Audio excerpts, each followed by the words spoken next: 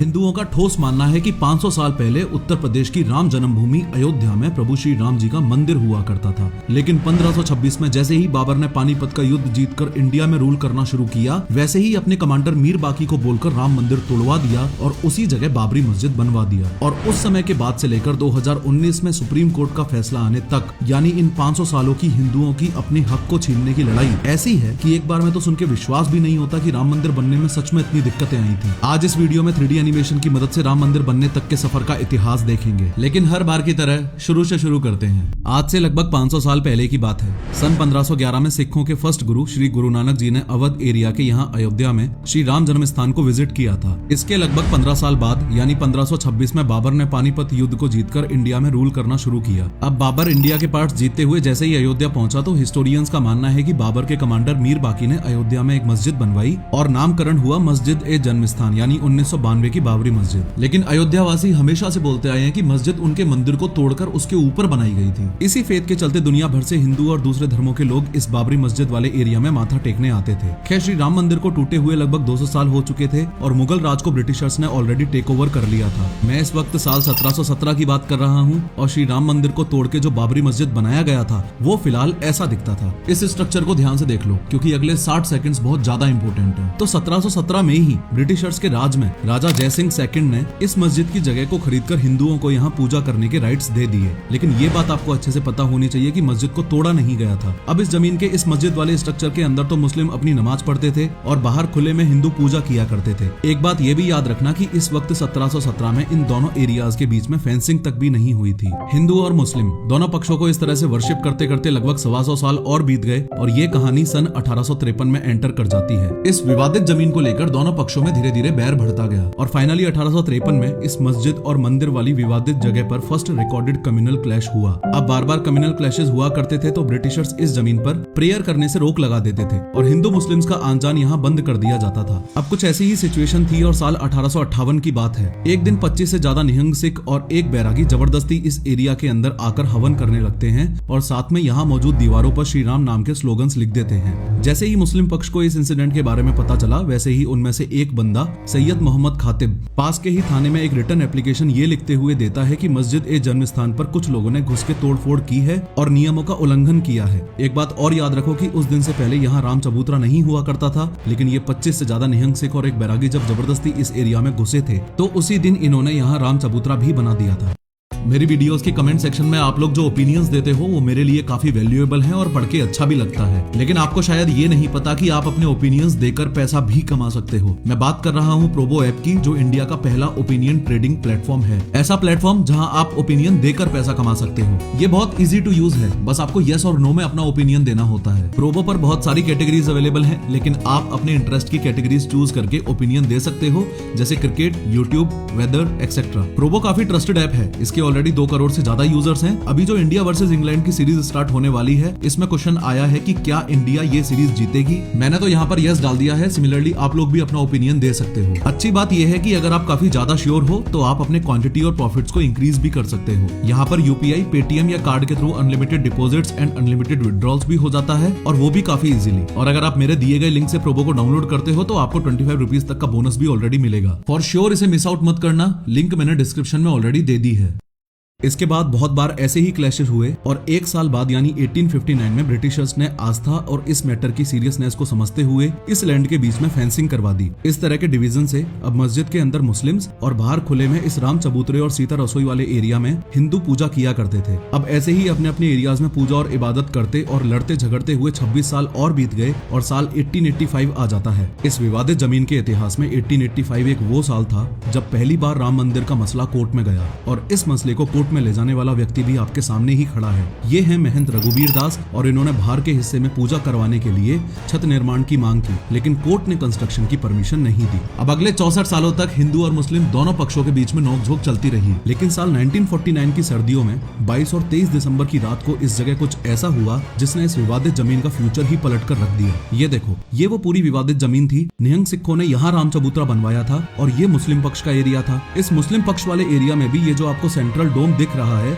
इसके जस्ट नीचे श्री राम लला यानी बच्चे रूपी श्री राम की मूर्ति मिलती है। अब मुस्लिमों का कहना है कि इसको यहाँ रात के अंधेरे में कोई हिंदू रख के गया है, लेकिन हिंदुओं का कहना है कि रात को इस सेंट्रल डोम के नीचे अचानक बहुत ही तेज रोशनी हुई और भगवान श्री राम लला प्रकट हुए। मुद्दे की बात यह थी कि ये खबर लोगों के बीच में आग की तरह फैल गई कि सेंट्रल डोम के नीचे भगवान श्री राम प्रकट हुए हैं। अब जैसे ही सेंट्रल डोम के नीचे भगवान श्री राम की मूर्ति मिली तो मुस्लिमों का कहना था कि यह साजिश है और हिंदुओं ने ही इस मूर्ति को यहाँ रात में रख दिया है, लेकिन हिंदुओं का कहना था कि मूर्ति प्रकट हुई है। साथ ही मुस्लिमों का यह भी कहना था कि इस मूर्ति को मस्जिद से हटवाया जाए, लेकिन हिंदू पक्ष का कहना था कि चूंकि इधर मूर्ति प्रकट हुई है तो इस विवादित जमीन के सेंट्रल डोम वाले हिस्से में भी हिंदुओं को प्रेयर करने की अनुमति दी जानी चाहिए। इन दोनों लड़ते हुए पक्षों के बीच में ये बंदा तो आपको साफ साफ दिख ही रहा है, ये इस डिस्ट्रिक्ट का कलेक्टर है के नायर यानी डीएम। ये मुद्दा बहुत कंट्रोवर्शियल था, इसलिए डीएम साहब के नायर ने इस मुद्दे की सीरियसनेस को समझते हुए दोनों पक्षों की बात ध्यान से सुनी। लेकिन इन डीएम साहब के सामने दुविधा ये थी कि अगर यहाँ से मूर्ति हटा दी तो पक्का दंगे हो जाएंगे, इसलिए दोनों पक्षों को समझाया गया और मूर्ति को डोम के नीचे ही रहने दिया गया। लेकिन सिचुएशन और खराब ना हो, इसके लिए गवर्नमेंट ने मस्जिद के इस गेट पर लॉक लगा दिया।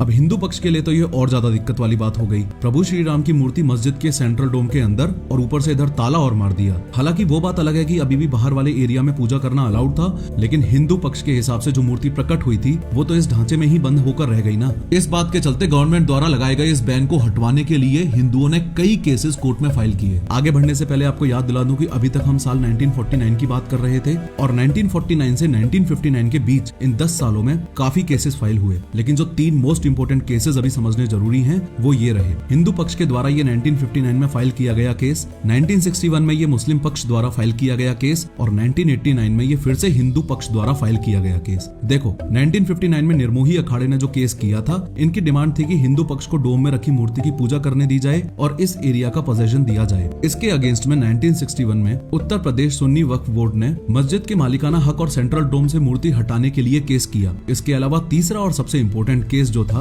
वो 1989 वाला ये रामलला विराजमान केस था। इस रामलला विराजमान केस की स्टोरी काफी इंटरेस्टिंग है, ध्यान से सुनो। 1983 में रिटायर्ड जस्टिस देवकी नंदन अग्रवाल ने फैजाबाद कोर्ट से इस विवादित भूमि के अब तक के सभी केसेस की डिटेल्स और रेवेन्यू रिकॉर्ड्स कलेक्ट किए। इन्होंने इस मैटर की डिटेल्ड स्टडी करके जुलाई 1989 में तीसरा important case Allahabad high court में रामलला विराजमान नाम से फाइल किया। इनकी डिमांड बाबरी मस्जिद को दूसरी जगह शिफ्ट करवाने और इस लैंड को श्री राम लला के नाम पर ट्रांसफर करवाने की थी। अब यहाँ अपना फोकस बना के रखो और लिंक मत टूटने दो। ये जो 3 इंपोर्टेंट केसेस आपने देखे, इनके अलावा 2 इंपोर्टेंट बातें आपको और बतानी है बस। ये देखो 1959 में ये पहला केस, 2 साल बाद 1961 में ये दूसरा केस और कुछ साल बाद 1989 में ये सबसे इंपोर्टेंट केस। अब बस यहाँ ये और समझ लो कि सबसे पहली बात तो ये कि थोड़े साल पहले यानी 1989 के बाद देश में हिंदू संगठन अपने लेवल पर श्री राम मंदिर बनवाने के लिए कमेटी बना लेते हैं। हिंदू संगठन जन्मभूमि मुद्दे को लेकर काफी एग्रेसिवली प्रचार करने लगते हैं और 1980 से 1990 के बीच देश में श्री राम जन्मभूमि मुद्दे को लेकर मैसिव सपोर्ट मिलने लगता है। और दूसरी इंपॉर्टेंट बात यह कि इसी ड्यूरेशन में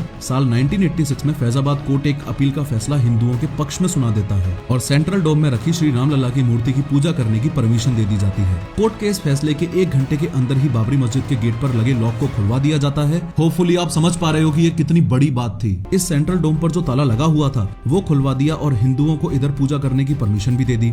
अब इस फैसले से मुस्लिम पक्ष काफी नाराज हुआ और उन्होंने बाबरी मॉस्क एक्शन कमेटी बनाकर इस कमेटी को मस्जिद की लीगल बैटल का जिम्मा सौंप दिया। प्लस हिंदुओं को परमिशन मिली वो अलग, उसके अलावा विश्व हिंदू परिषद ने कई हिंदू ऑर्गेनाइजेशंस और लोगों के साथ नवंबर 1989 में इस मस्जिद के बिल्कुल पास वाली जमीन पर मंदिर की नींव रख दी। इन सभी बातों के चलते इस विवादित जमीन को लेकर हिंदू और मुस्लिम पक्ष की लड़ाई ने जानलेवा रूप ले लिया। इस कहानी की शुरुआत में वो भी एक सिचुएशन थी जब हिंदू और मुस्लिम पक्ष ने बिना फेंसिंग के पूजा करना शुरू किया था। फिर 500 सालों में समय ऐसा बदला कि साल 1989 में अब तक राम मंदिर विवाद को लेकर हजारों दंगे हो चुके हैं और हजारों हिंदू और मुस्लिम्स अपनी जान गंवा चुके हैं। 6 दिसंबर 1992 को हिंदुओं ने जब बाबरी ढांचा तोड़ दिया, उस दिन और कांड के आसपास के समय की कहानी दिल दहला देने वाली है। इसी professor of how YouTube channel पर आने वाली नेक्स्ट वीडियो में लाल कृष्ण अडवाणी की विशालकाय रथ यात्रा से लेकर बाबरी डिमोलिशन तक, नू की गौशाला में गायों के गले में टायर डाल के जिंदा जलाने से लेकर मुलायम सिंह यादव के द्वारा कार सेवकों पर ओपन फायरिंग करवाने तक सब कुछ बहुत डिटेल में बताने वाला हूँ। टाइमली नोटिफिकेशंस के लिए चैनल को सब्सक्राइब जरूर कर लेना। खैर समय बीतता गया और साल 2002 आया। अटल बिहारी वाजपेयी सरकार ने राम मंदिर विवाद को आपस में सुलझाने के लिए अयोध्या सेल नाम से एक मीडिएशन पैनल बनाया, जिसमें कुछ सीनियर ऑफिशियल्स ने दोनों पक्षों से कई बार बात की, लेकिन बात नहीं बनी। कोर्ट से बाहर बनती न देख और अभी तक देश भर में इस मैटर की वजह से हुए दंगों को देखते हुए अप्रैल 2002 में इलाहाबाद हाई कोर्ट के 3 जजेस की बेंच ने धार्मिक स्थल के मालिकाना हक के केसेस की सुनवाई शुरू की।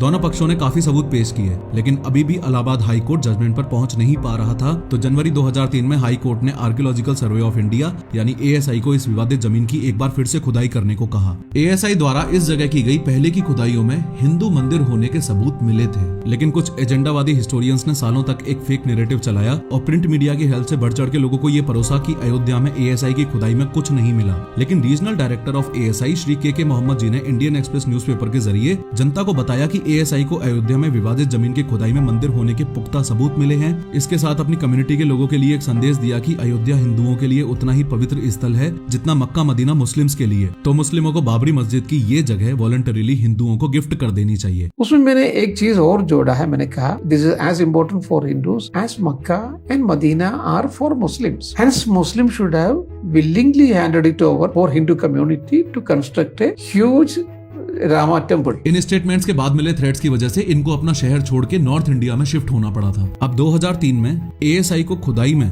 बाबरी ढांचे के बिल्कुल नीचे 17 से ज्यादा हिंदू साइन वाले पिलर्स, इस तरह के दर्जनों पिलर स्टैंड्स, टूटी हुई मूर्तियां जैसा आप इमेज में देख सकते हो, ये सब मिला। इसके अलावा सबसे हैरान करने वाली चीज जो मिली वो थे ये 2 कंकाल, वो भी इस डोम एरिया के सरफेस से सिर्फ 8 इंच नीचे। जब इन कंकालों और मंदिरों के इन अवशेषों पर रिसर्च की गई तो पता चला कि इसी जगह पर 12th सेंचुरी में मंदिर था और मंदिर के ऊपर मस्जिद बनाई गई थी। लेकिन ये पक्का नहीं है कि मस्जिद को बनाने के लिए मंदिर तोड़ा था या टूटे हुए मंदिर पर मस्जिद बनाई गई थी। फाइनली 30 सितंबर 2010 का वो दिन था जब इन तीनों केसेस को क्लब करके इलाहाबाद हाई कोर्ट ने विवादित जमीन पर अपना फैसला सुनाया। इस फैसले में इलाहाबाद हाई कोर्ट ने इस 2.77 एकड़ लैंड को सब में बांट दिया। इसमें मूर्ति वाला पार्ट श्री रामलला विराजमान के नाम, सीता रसोई और राम चबूतरा निर्मोही अखाड़ा और रेस्ट 1/3 मुसलमानों को दे दिया। मई 2011 में सुप्रीम कोर्ट ने इलाहाबाद हाई कोर्ट के इस फैसले पर यह कहते हुए रोक लगा दी कि जजमेंट में किसी भी पार्टी को वो नहीं मिला जो उनकी डिमांड थी। इसके 5 साल बाद 2016 में श्री राम मंदिर निर्माण के लिए सुब्रमण्यम स्वामी ने सुप्रीम कोर्ट में केस फाइल किया और मार्च 2017 में जस्टिस केहर सिंह ने इस डिस्प्यूट को कोर्ट के बाहर आपसी सहमति से सुलझाने की सलाह दी।